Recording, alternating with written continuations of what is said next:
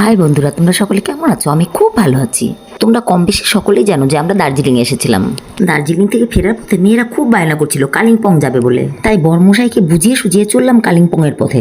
আমরা যেখান থেকে যাচ্ছিলাম সেখান থেকে কালিম্পং যেতে গেলে তিস্তা ব্রিজের পাশ দিয়ে যেতে হয়। এই হচ্ছে সেই তিস্তা নদী, যে নদীতে আগের বার বন্যায় প্রচুর পাহাড়ি ঘরবাড়ি ভেসে গেছে। এই ধ্বংসস্তূপ গুলো এখনো পড়ে রয়েছে। সেখান দিয়েই রওনা হলো। কালিম্পং এ ঢুকতেই এত সুন্দর একটা ফুলের বাগান পড়লো, সেখানে না দাঁড়িয়ে পারলাম, তাই সেখানে নেমে কয়েকটা ভিডিও বানিয়েই ফেললাম। আমি জানি তোমরা দেখলেও এখানে না নেমে পারতে না, কারণ ফুল কি না পছন্দ করে বল। যাই হোক, এখান থেকে রওনা দিলাম। আমরা কালিম্পং এর দিকে যতই এগোচ্ছি তত রাস্তা ভর্তি কুয়াশা। আসলে এই জায়গাগুলো এরকম। আমরা যেখানে যাচ্ছি সেই জায়গাটা হলো কালিম্পং এর টেলো পার্কে। আসলে এই জায়গাটা সারা বছর এরকমই থাকে। দেখো পাহাড়ের গায়ে মনে হচ্ছে মেঘ আটকে আটকে আছে। অবশেষে আমরা ডেলো পার্কে পৌঁছে গেলাম। দেখো চারিদিকে কি অপরূপ সৌন্দর্যে সাজানো, রকমের রং বেরঙের ফুল ফুটে আছে চারিদিকে। দুঃখের বিষয় হলো আমরা এখানে খুব বেশিক্ষণ কাটাতে পারি, কারণ ওই দিনে আমাদের বাড়ি ফিরতে হবে। কর্মশাই অফিস থেকে বারবার ফোন এসেছিল। তো সুন্দর জায়গা ছেড়ে আমার মেয়েরা একদম আসতে চাইছিল। ওদের খুব মন খারাপ। ওদের বুঝিয়ে সুঝিয়ে আনা হলো যে আবার আমরা এর মধ্যে বসে থাকতে থাকতে প্রত্যেকের কষ্ট হয়ে গেছিল, তাই কিছুটা দূর এসে আমরা একটু দাঁড়িয়ে পড়লাম। কেউ একটু খাবার খাচ্ছে, কেউ একটু হাঁটাহাঁটি করছে, এইসব হচ্ছিল। আমি এই অপরূপ দৃশ্যগুলো ক্যামেরায় ফ্রেম বন্দি করছিলাম। এই দেখো আমার পিছনে আমাদের ড্রাইভার সমীর, ও খাচ্ছে, বর হাঁটাহাঁটি করছে, আর মেয়েরা ভিডিও করাতে ব্যস্ত। কিছুক্ষণ রেস্ট নেবার পর আমরা এখান থেকে আবার রওনা। ভালোলেগের রাস্তাটা খুব সুন্দর, তাই আমরা ভাবলাম ওখান দিয়ে যাবো। দেখতে দেখতে শিলিগুড়ি পার করে এসেছি, কিন্তু প্রত্যেকেরই খিদে পেয়ে গেছিল, তাই একটা ভালো হোটেল দেখে দাঁড়িয়ে পড়লাম। যাই হোক, খাওয়া দাওয়া শেষ করে আমরা বাড়ির দিকে রওনা দিলাম।